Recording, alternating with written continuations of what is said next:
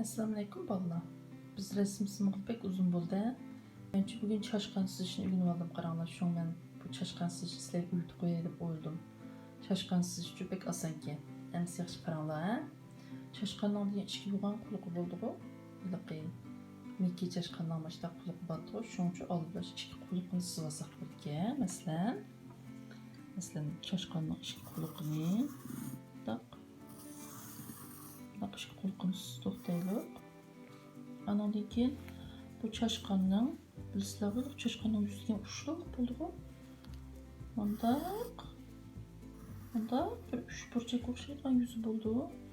Andan keyin bu chashqanning miyada bir burni tumshuq bo'ldi. Anandan keyin uzun buruq bo'ldi. Bunda anandan keyin shu kichik ko'z bo'ldi. Göz bilan ko'rib oldi, yeydigan narsalar uchun nima burun bilan tumshuq puraydi, pishloqdan purabdan miya pishloq paketib yugurib keldi. Ondan keyin bu chashqanning badani qayerda doimga 5-sap bo'ldi. Badani uchun keyintirib qilsak bo'ldi masalan. Mundaq qilsanglar bu chashqan bek so'zlib ketgan uzun chashqan bek ketgan. Shuni qisqa qilsanglar bo'ldi masalan, manchilik qilsanglar.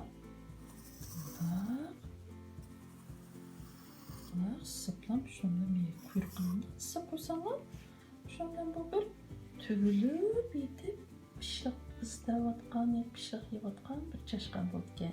Şundan biz bir yerge çaşkan deb yazıp koyalım. Şimdi yazdık. Keyin yazmız. An yazmız. Çaşkan deb yazdık. Çaşkan saç asan ki? Sıp yapınlar. Bir hoş.